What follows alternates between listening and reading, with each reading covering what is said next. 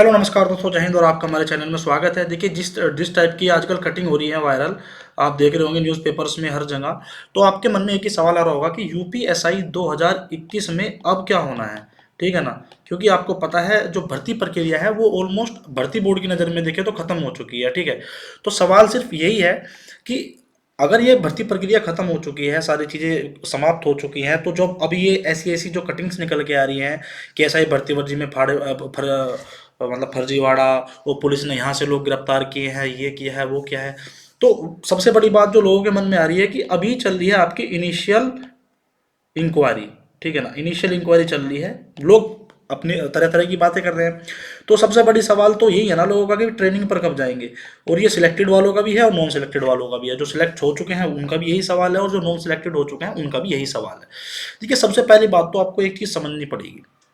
देखिए कि ट्रेनिंग, तो देखो ट्रेनिंग का आपने देखा होगा, आपका एक नोटिस वायरल हुआ है, उसमें आपका बाकायदा प्लाटून कमांडर और मतलब जो भी आपके शैक्षणिक अधिकारी होंगे वहाँ पर, जो आपको ट्रेनिंग कराएंगे, मतलब जिस भी सेंटर पर एक दो दो लोगों की डिमांड करी गई है।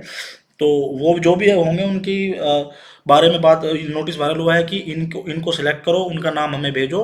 तो स्वाभाविक सी बात है, ट्रेनिंग पर तो लोग जाना ही है। तो जो लोग ट्रेनिंग, जो अभी सिलेक्टेड है नॉन सिलेक्टेड है, क्योंकि अभी देखो नॉन सिलेक्टेड वालों का चल रहा है यूपी एसआई का कोर्ट केस। तो सवाल उनके मन में यही है कि यार कोर्ट केस चल रहा है, 37-37 के आपकी भर्ती अधीन है, ये कैसे ट्रेनिंग पर चले जाएंगे। और ऐसे ही जो सिलेक्टेड लोग हैं वो परेशान हैं कि कब हमारी ट्रेनिंग की डेट आए और कब हम ट्रेनिंग पर चले जाएं। तो देखिए, चीज़ें स्पष्ट रूप से बताऊं ना आपको, तो आपके चल रहे हैं कोर्ट केस भैया। आपकी जो है मुख्यतः 3 रिट है: 45-81, 37-37 और सोनू सिंह वाली। अब देखो, 45-81 के साथ भी, 37-37 के साथ भी और सोनू सिंह वाली जो रेट है उसके साथ भी एक बहुत बड़ी विडंबना है। विडंबना ये है कि आपको कोर्ट, अगर हाई कोर्ट की एक प्रक्रिया देखी जाए तो वो स्टार्टिंग में फ्रेश केसेस सुनता है।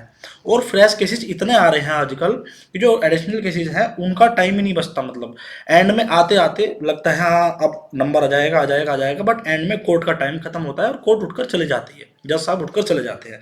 और ये 45-81 में भी हुआ कल परसों। उसके बाद में आज सोनू सिंह वाली डेट है, उसमें भी यही हुआ कि जज साहब आपका जो है कोर्ट से उठकर चले गए। तो बात वही सवाल उठ के आ रही है, कोर्ट केस से क्या हो सकता है क्या कुछ।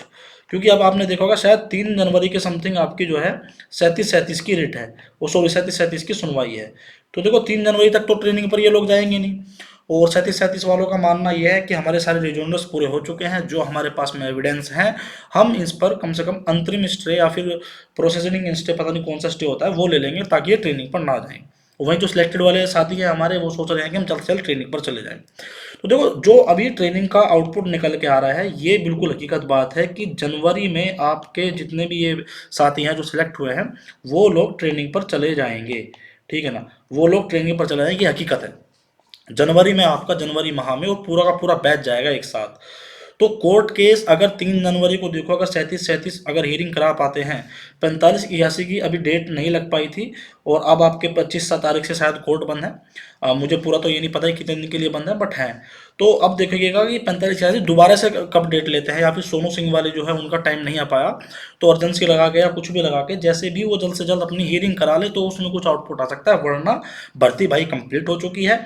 देखिएगा, इसमें सबसे बड़ी बात जो है, कुछ लोग अब इसमें क्या है, इसमें प्रोटेस्ट की बात कर रहे हैं, प्रोटेस्ट की बात कि भाई प्रोटेस्ट करते हैं, प्रोटेस्ट करते हैं। तो अगर आपको भी लगता है कि हाँ प्रोटेस्ट करना जरूरी है, तो मैं आपको कमेंट में उस टेलीग्राम का लिंक डाल दे रहा हूँ, जिस टेलीग्राम ग्रुप से ये चीज़ें चलेंगी, आगे प्रोटेस्ट का मामला चलेगा।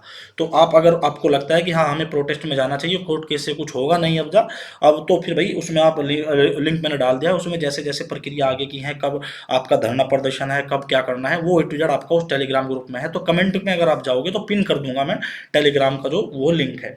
तो देखिएगा, मैं सीधी सी एक चीज़ बताता हूँ।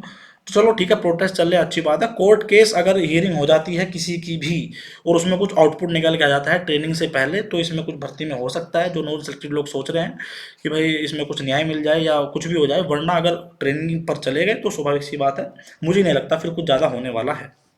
ठीक है। तो यही चीज़ आपको अपने माइंड में रखनी है। जितने भी आपके लीडर्स हैं बहुत अच्छी मेहनत कर रहे हैं, पर भाई उनकी कुछ गलती है नहीं। ठीक है ना।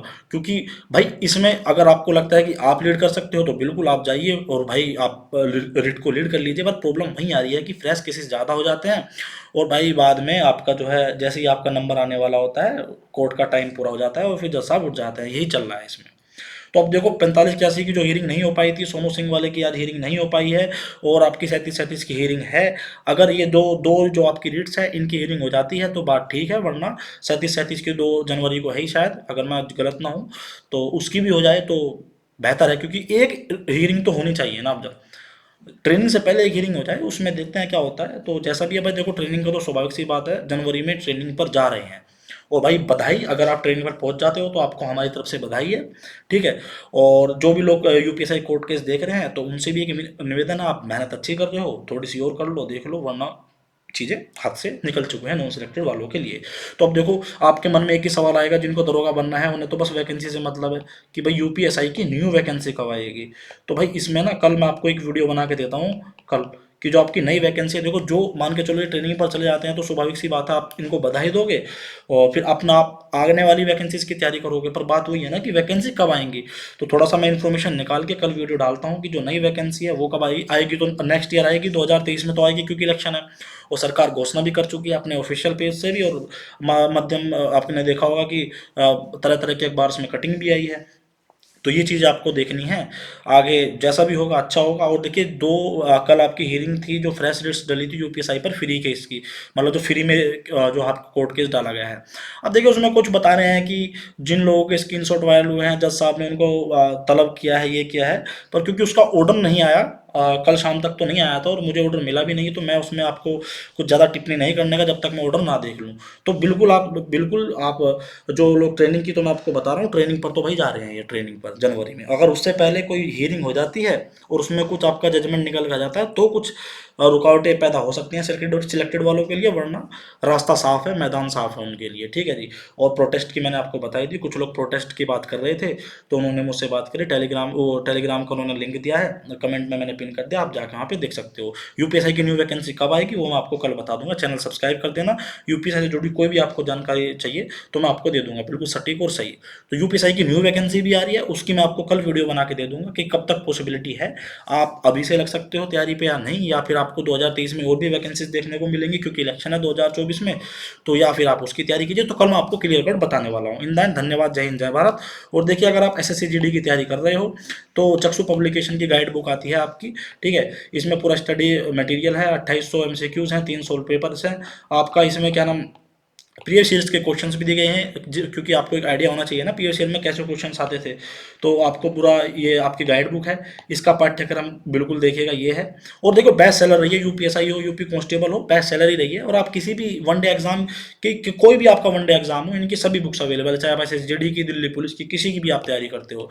तो ये इनका कंटेंट है। पहले आपको क्या करेंगे, प्रीवियस ईयर के सोल्व पेपर देंगे ताकि आपको एक आइडिया हो जाए कि पेपर किस तरीके का आता है। उससे बाद में क्या है, आपको चैप्टर वाइज पहले थ्योरी पढ़ाई गई है, उसके बाद में उन जो थ्योरी पढ़ाई गई है उनको प्रैक्टिस करने के लिए एमसीक्यूज दिए गए हैं।